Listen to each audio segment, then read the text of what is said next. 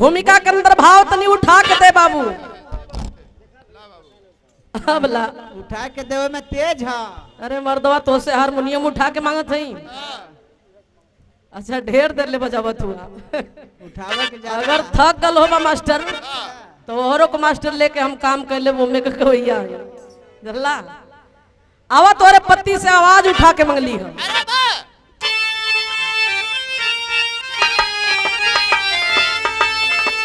अरे सागरी की गरिमा तो सागर की गरिमा है गंभीरता से, अरे सिंदूर से सुंदरी सोहती है तो संतों की शोभा सहनशीलता है, अरे बिना मंजल की न दरिया मोहती है, अरे धन से धर्म और धर्म से ही धन है तो बिना धर्म का धन का होना बुरा है, अरे करड़ी का फल भोगन अगर पड़े तो निगाहें छुपा कर रोना बुरा है।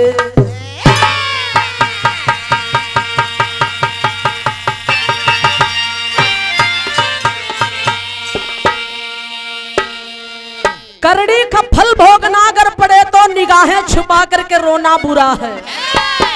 जिस विरह का शीर्षक होगा पाप एवं पुण्य करनी एवं भरनी, गजल का संकेत है बाबू।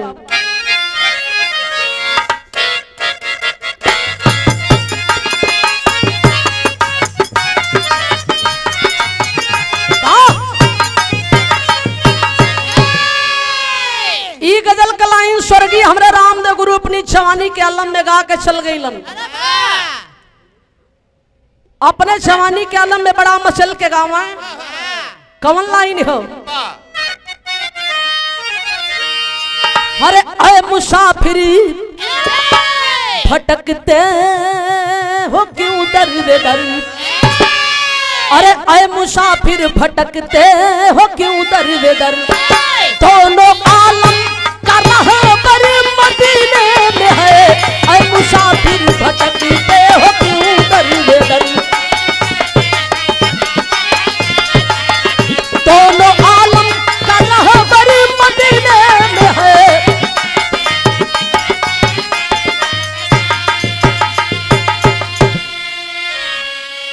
अरे नाव काबा में है नाव काशी में है, न काबा में बा न काशी में बा, वो हो कहाँ?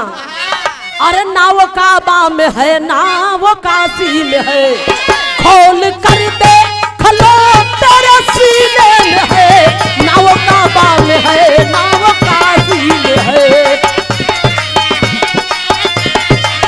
खोल कर दे खलो तेरे सीने में है।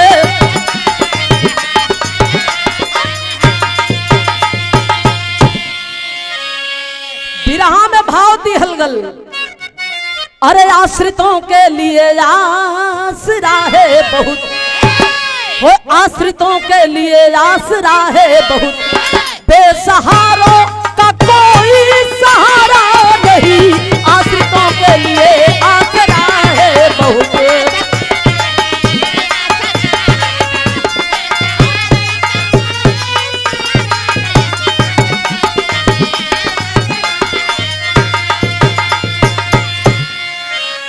अरे बेखता दिल है लेकिन खता एक है, बेखता दिल है लेकिन खता एक है, हम सभी के लिए कोई हमारा नहीं, बेखता दिल है लेकिन खता एक है, हम सभी के लिए कोई हमारा नहीं।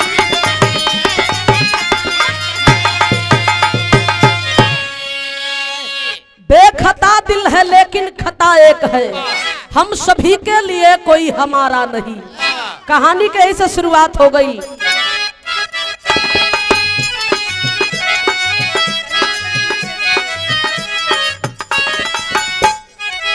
पिंडदान काहे होला,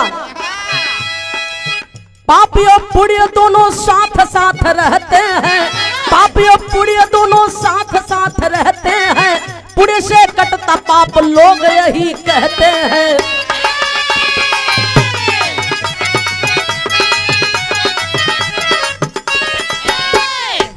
किया है धर्म का जिसने न किया मान कभी, किया है धर्म का जिसने न किया मान कभी, गौ ब्राह्मण का भी दिल से न किया मान कभी।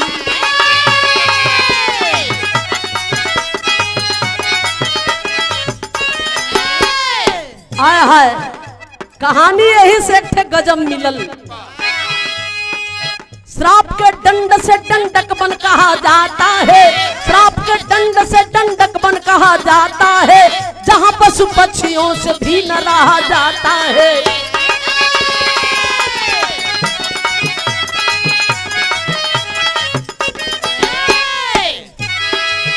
एक दिन प्यास लगी अगस्त मुनि ज्ञानी को, एक दिन प्यास लगी अगस्त मुनि ज्ञानी को, देखने चल दिए दंडक बन कहानी को।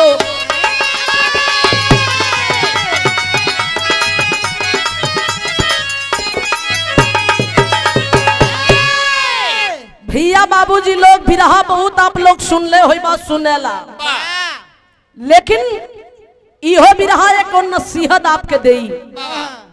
श्राप के दंड से एक दंडकबन कहा जाता है, जहां पशु पक्षियों से भी न रहा जाता है।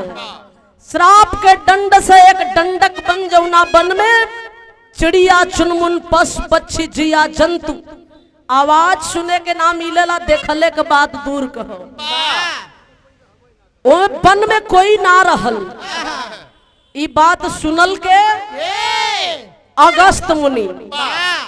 अगस्त मुनि सुनलन तो सोचे लगलन, अपने ध्यान करे लगलन कि झूठा लोग फवाहे बतियावेलन, केहू में कोनो सच्चाई हो। अच्छा एकर पता कैसे चली? अगस्त मुनि चल दलन दंडक बनकर तलाश करे, तराशे तलाशे चलब खोजब, शायद कोनो जिया जंतु पशु पक्षी चिड़िया चुनमुन मिल जाए। दंडक बन की ओर चलल हुआ तो कोनो फिल्म के गीत लगत है बाबू।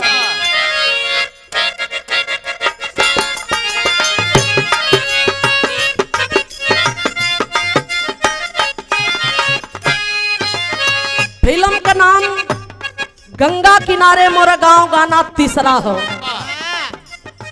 जैसे रोज आवेलू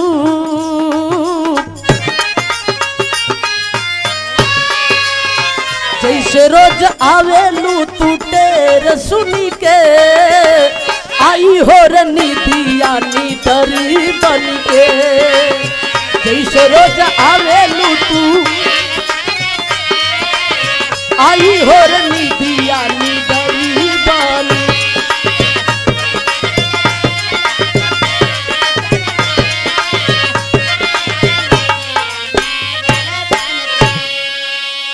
लेकिन भाव दिया गया, ज्ञान का सिखाई कोई गुणियन के,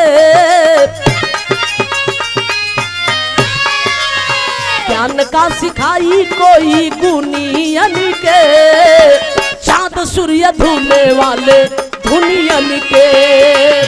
गुण का सिखाई कोई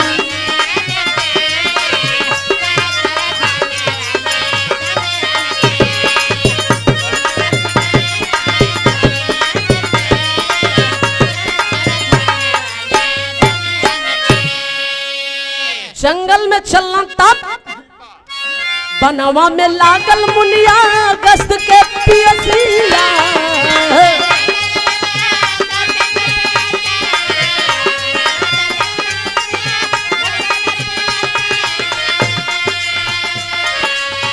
कतहु न पानी मिला, कतहु न पानी मिला, कतहु न पानी मिला, फूले लागल ससिया।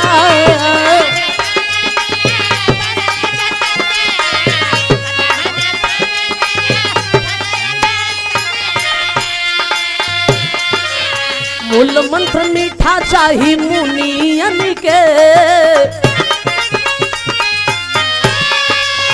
मूल मंत्र मीठा चाही मुनियन के, चांद सूर्य धुने वाले धुनियन के।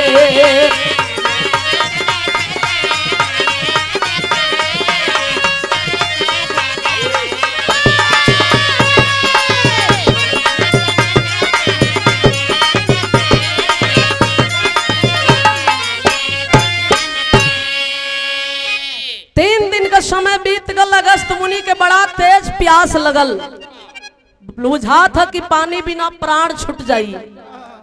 चलते चलते वो डंडक बन में, लेकिन हिम्मत हारत ना हुआ, आगे बढ़ल हुआ। तब गीत उस्ताद वाली हो।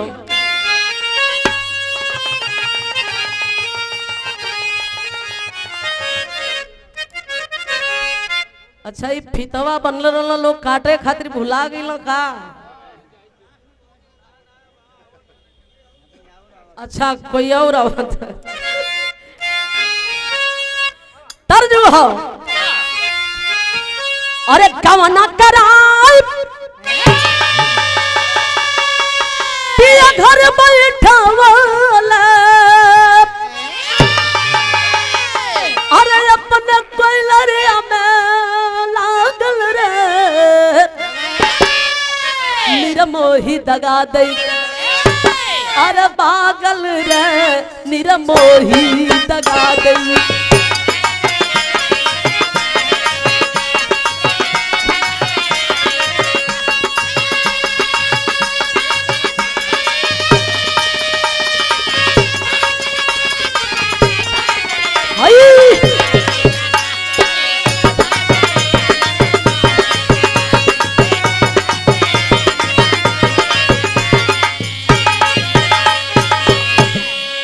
लेकिन भाव दिया गया, अरे बनवा में बन चरण लौके मनैया, अरे कतहु चिड़ैया ना बोले हो,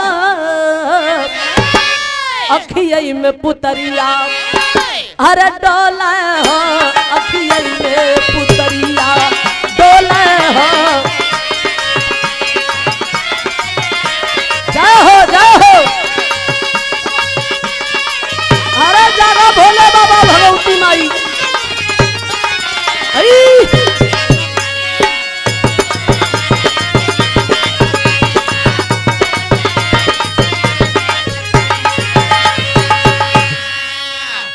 तीन दिन के बाद एक सरवर पे आए, अब पीने को पानी कदम जब बढ़ाए,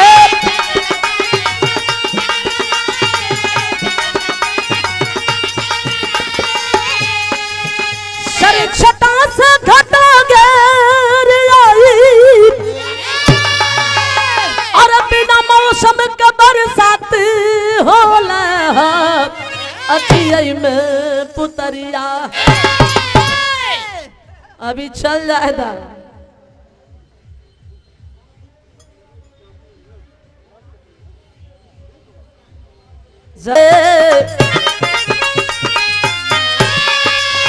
मूल मंत्र मीठा चाही मुनियन के, चांद सूर्य धुने वाले धुनियन के।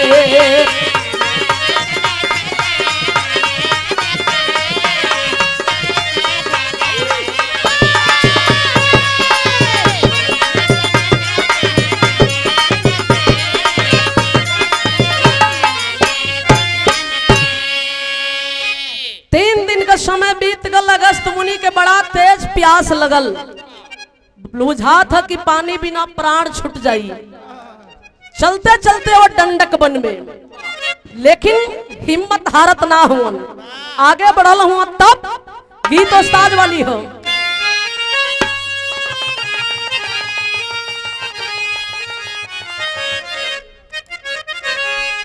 अच्छा, ये फितवा बनल रहल, लोग काटे खातिर भुला गई का। अच्छा, कोई और आवत तर्ज हो। अरे कवना कराई पिया घर बैठवला, अरे अपने कोयलरिया में निरमोही दगा दे अरे पागल रे निरमोही दगा दे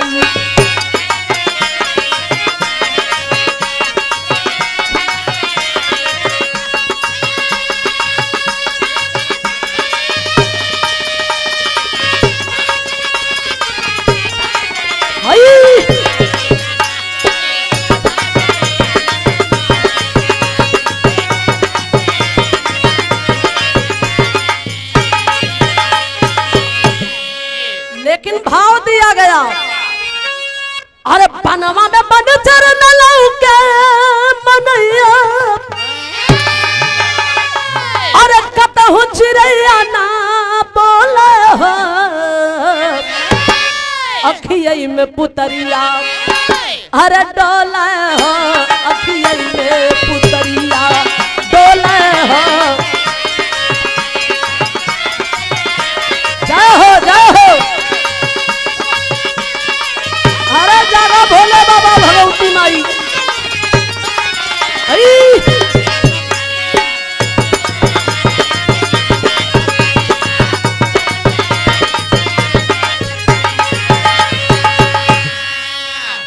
तीन दिन के बाद एक सरवर पे आए अब पीने को पानी कदम जब बढ़ाए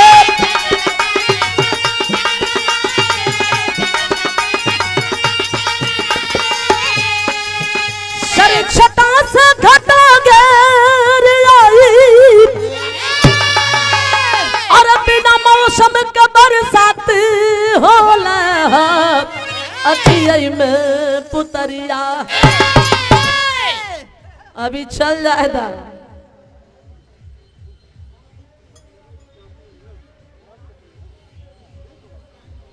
जरूर लेकिन जंगल में धीरे धीरे 3 दिन के और समय बितौला अब प्यास से ना रह जात पानी के तलाश करे लगलन पानी के तलाश करते करते अइलन जंगल के छोड़ के एगो छोटे झील बहत दिखाई देलस ठेहुन भर पानी में हिल के सोचल कि अजुरा का पानी उठा के पी लई तबले एक ठे घटना घटल कैसन घटना घटत है विद्याश्याम विरह शैली भाव हो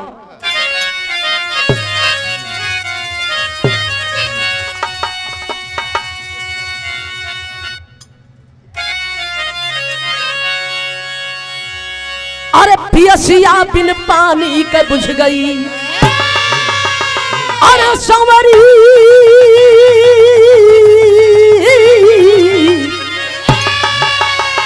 अरे पियसिया बिन पानी के बुझ गई तो देखे जब पानी में मुनिमर तैरत लसिया लसिया लसिया लसिया लसिया पियसिया बिन पानी के बुझ गई देखे जब पानी में मुनिवर तैरत लसिया अचानक इतनी तेज बरसात सोचे बिचारे में मुनि जी के तबले पनिया लाल जंगल के साथ पतई बह के आवे लगल सोचत हुआ कि यार मौसम ना रहल पानी पड़ले का इतनी बड़ियार पानी पड़े लगल भैया हो धीरे धीरे पनिया जब बढ़ल तो वो पनिया में एगो ताजा लाश नंगी लाश बगैर कफन की लाश ओहर से बहत के आइल हो और जब मुनि जी के समहनवा आइल तो लगल घूमर हिलत डोलत ना खाली घूमरत हो मुनि जी लगला घबराए कि अरे यार जिंदा हो कि मुर्दा हो बात समझ में नहीं आवत हो एक आवाज दलन हो पढ़े लिखे हमारे बाबू चचा भैया विद्वान बैठे हैं गौर करेंगे इस भाव में अमक अलंकार का झलक मिलेगा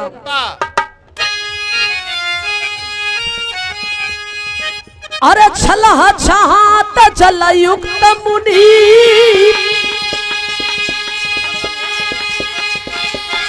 सतत ठाड़ किनारे से जिंदा है या मुर्दा है नहीं आवत था बिचारे से मन मोहित सोहित छबिन्यारी मन मोहित सोहित छबिन्यारी आवत नीक निहारे से बोला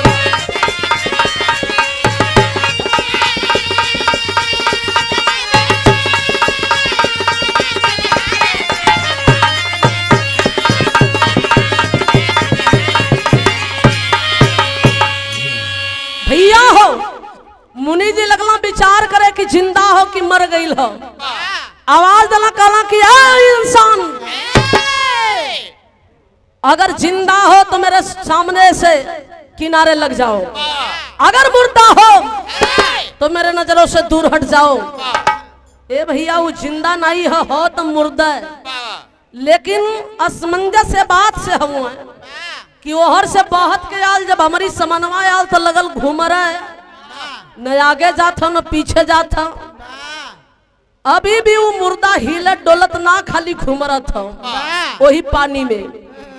किनारे खड़ा हो के मुनि जी दृश्य देखत हुन, तबले वही पनिया में ठेौरी घटना घटत हो। कैसन घटना घटल, गीत बदल गई।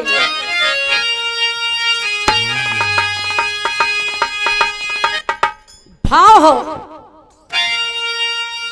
कौनो प्रेमिका प्रेमी से कहले रहल, गीत है बाबू। अरे सुन कैला रजऊ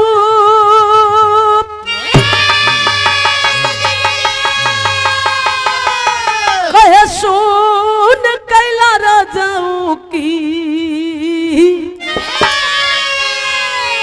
कचौड़ी गली सुन कैला रजऊ। अरे मिर्जापुर में कैला गुलजार मोर कचौड़ी गली सुन कैला रजऊ।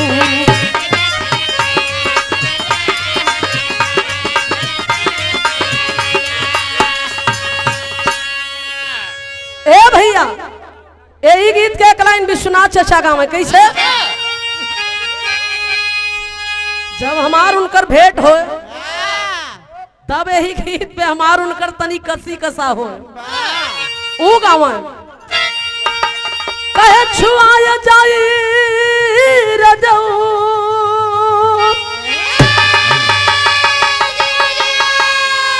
अरे छुआया जाई रजऊ की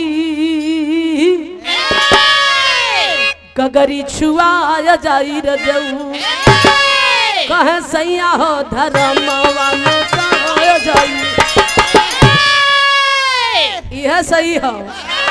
कहे सैया हो धर्मवा न साया जाई गगरी छुआया जाई रजऊ।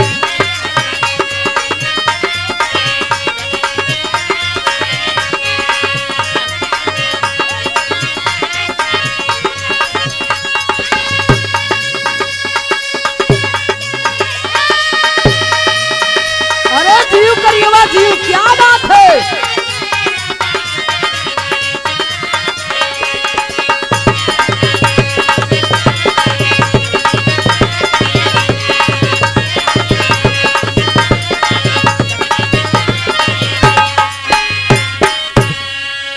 लेकिन भाव दिया गया। अरे गुस्से आई गई हीरावा कहे गुस्सिया गई हीरावा की मुनि गुस्सिया गई हीरावा। अब भेदवा न समझे कौनो जीरावा मुनि गुस्सिया गई हीरावा।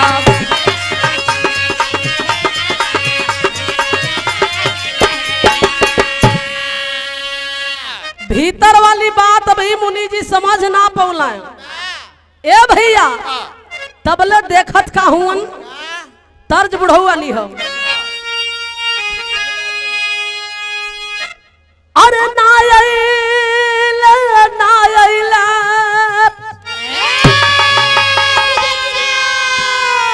अरे नायला हो परदेसी बलमुआ। अरे नायला हो परदेसी बलम।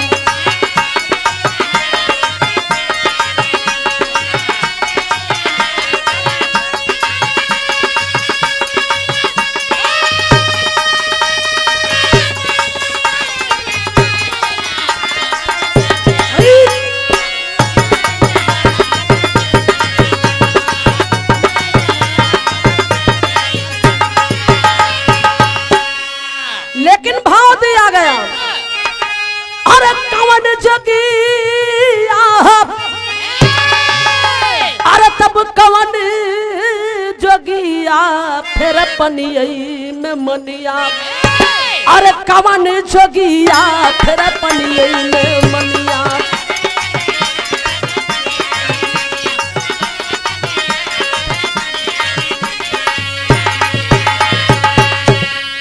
ठाड़ हो किनारवा से मुनिवर पुकारा कहा जो कोई हो भाई लग जा किनारे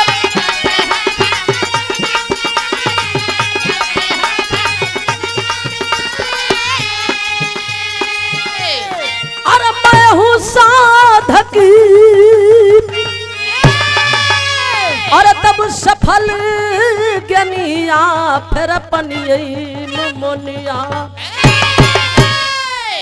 आवाज दलन मुनि जी कहला कि इंसान मैं एक संत हूँ साधक हूँ मेरे सामने तू छल करके डराना नहीं चाहता मैं तेरे डर से डराने से डर नहीं सकता ए भैया अब ही ले तो सोचत रहला कि सरवा लगत है भूत प्रेत हो गई का लेकिन उसी बीच में विचार कर रहे हैं मुनि जी कि लाश हो कि जिंदा हो मरल हो कि जिंदा हो तब तक आकाश से एक विमान उड़ते आया विमान पे देख रहे हैं मुनि जी की कोई राजन बैठे हैं रथवा पे राजा बैठल बड़ा राजा के हाथों में खंजर है रथवा आइल तो कहाँ रुकल वही पानी के कछारी रथ रुक गई और जब रथ रुकल तो रथ से राजा उतरल हुन उतरला नीचे निकाल लिया म्यान से तलवार निकाल के म्यान से तलवार राजा चलत हुआ कहा वही पानी की ओर तो गजब दृश्य देखल मुनि जी हो बिरहा का हमरे आखिरी गीत हो ये गीत के हमारे बल्ली उस्ताद बड़ा लहाय के गाँव है कोनो जोड़ नहीं हो कोनो में हरारू कहे अरे पिया पिया रटते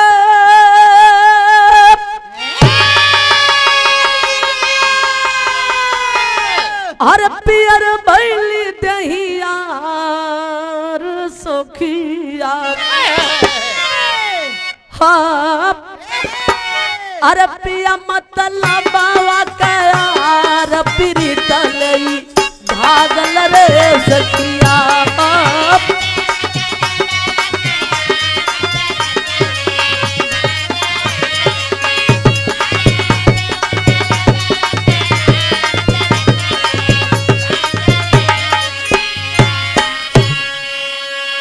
लेकिन बिरहा की सादगी पे गौर करेंगे भाव कभी निकलन कैसन अरे तब रथ से उतर के जवाना अरे वही पनिया में जाए लागल हो राम अरे तब वही पनिया में अरे वही पनिया में लसिया के मसिया त नोची नोची खाए लागल हो राम खाए लागल हो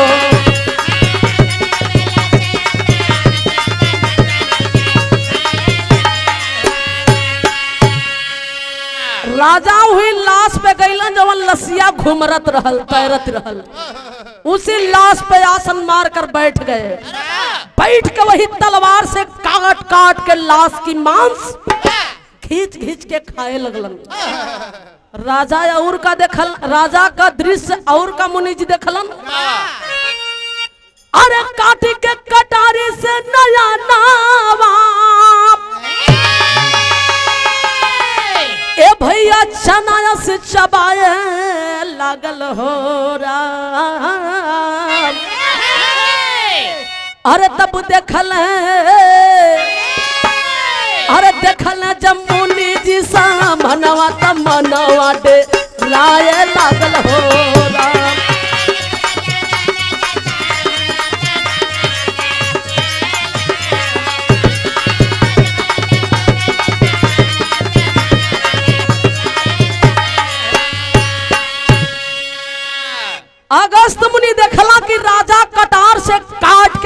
मुनिया दोनों अखिया चना की जैसे चबा गई। मुनि जी बैठा रहा, खड़ा हो गई, कला सरवाई इंसान के रूप में, एक मानव के रूप में। ये तो राक्षस लग रहा है, मानव होकर मानव की मांस खा रहा है। तम तमा के खड़ा हो गई मुनि जी।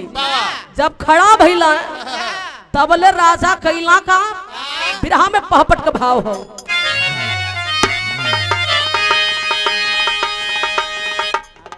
अरे खा के मांस जब निकला लेती अंगड़ाई खाई हमहू के। अरे खा के मांस जब निकला लेती अंगड़ाई खाई हमहू के। देख सकल मुनिवर जी गए डेराई खाई हमहू के।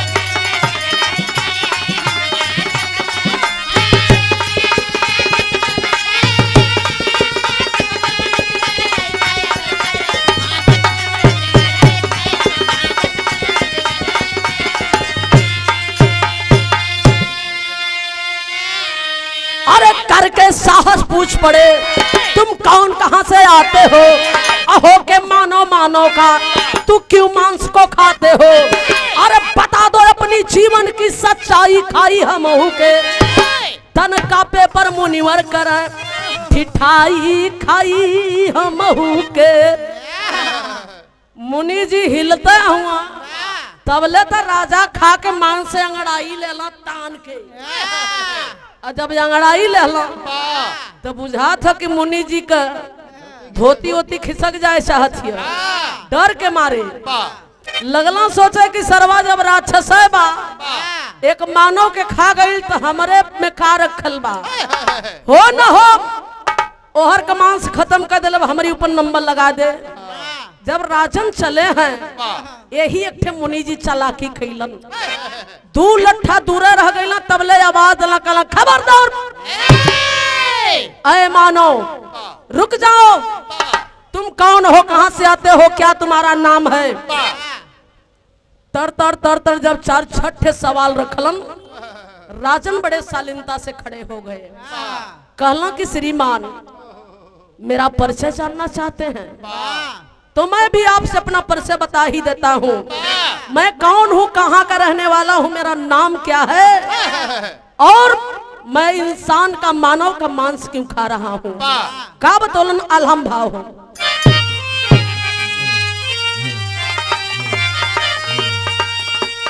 अरे बोला मांसाहारी मुनिया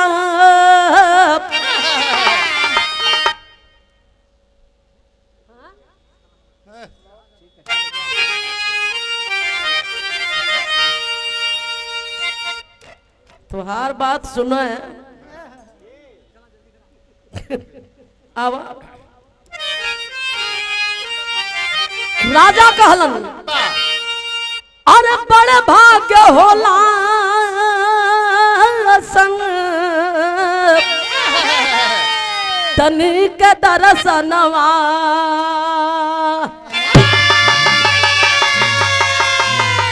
आए हैं बड़े भाग्य मिले मानो तनवाई हमारा।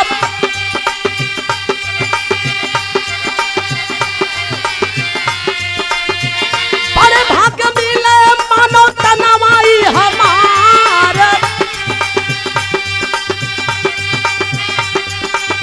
बोला मांसाहारी मुनिया कष्ट से बचनिया। अरे नमवा हमारे राजा श्वेत श्रीमान। विदर्भ देशवा में मोर राजधानिया। अरे जनता करत रही मोर गुणगान। कहे मरल प्राण पे हम गई स्वर्ग लोकावा। मरल प्राण पे हम गई स्वर्ग लोकावा। कहे सब कुछ कैली मगर देली नहीं दान।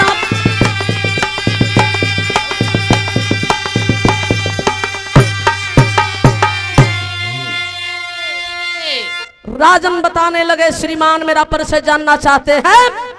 मेरा नाम है राजा श्वेत सिंह।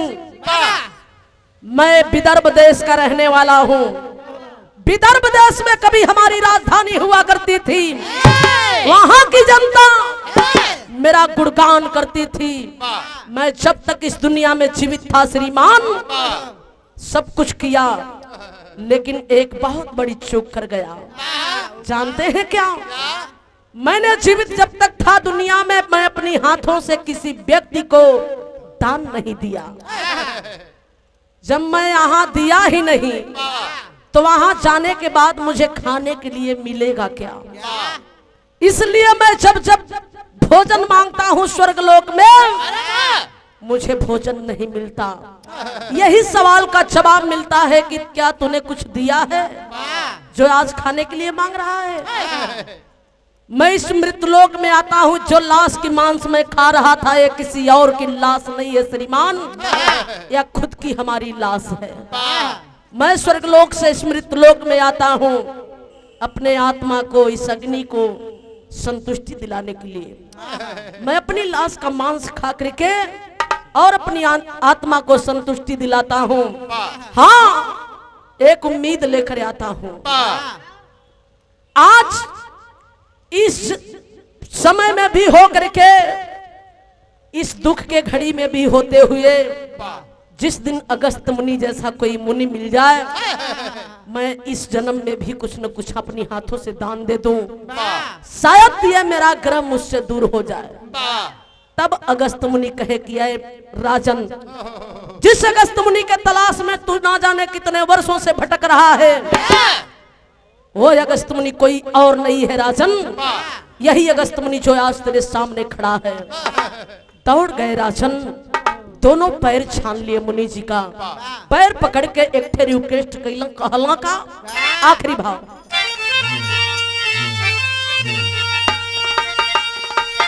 अरे बोला मांसाहारी,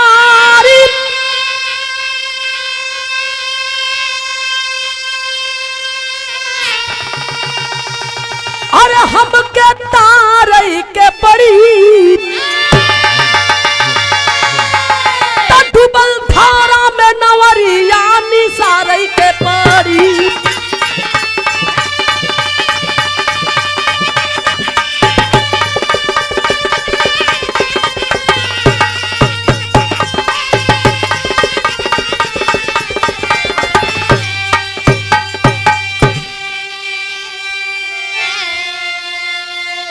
बनते बनते बात बिगड़ गई, मैं हो गया अचेत।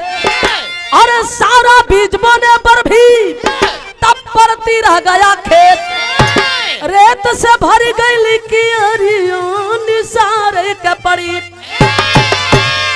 निकाल हाथ का कंगन तुरते दिया मुनि को दान, अरे गायब हो गई सर की लाश, उड़ गया नभ को विमान। ज्ञान का खुल गई गठरिया निसारे के,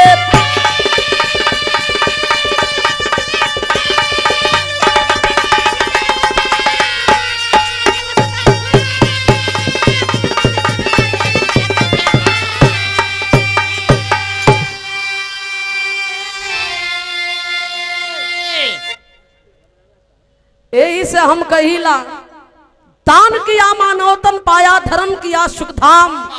सब कुछ करके दान मुसाफिर कमाना अपन नाम, शाम पे आई ना ठठरिया निसारे के पड़ी। जो करे के बाद, जवन भोगे के बाद, तो यही करे के बाद यही भरे के भी बा। दान पुण्य का कुल विधि विधान यही हो। मर गईला के बाद तो पिंड दान करा, चाहे कोनो दान करा, वो आत्मा देखे ना आई। ये लिए जो बनाना है इसी जगह बनाकर चाहिए, जाने से पहले बना लीजिए, आपकी आत्मा ऐसे ही खुला द्वारा पहुंच जाएगी। इसीलिए कहिला की बतौली यह दान किया मानवतन पाया। सुंदर पुष्पहार और प्यार भरा पुरस्कार से सम्मानित किया गया। ढोलक के सम्राट वादक हमारे बड़े भैया हमारे सुरेश भैया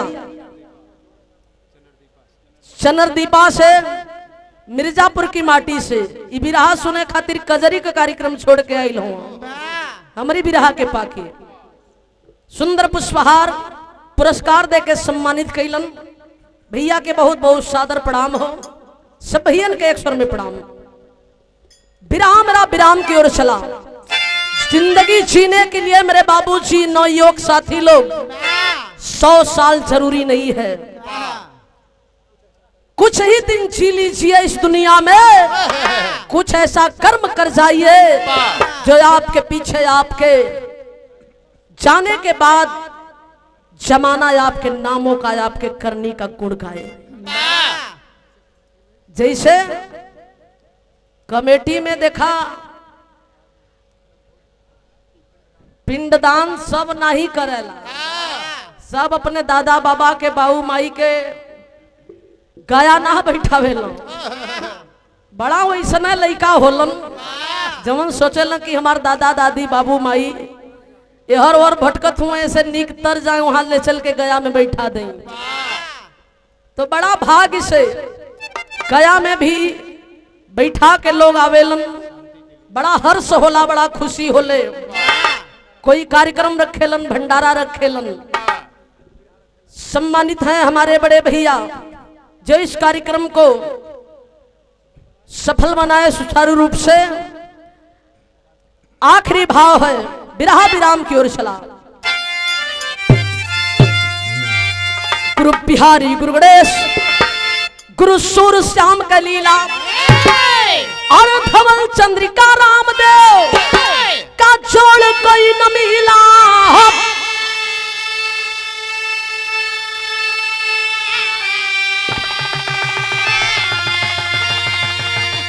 और पियसिया बिन पानी के बुझ गई।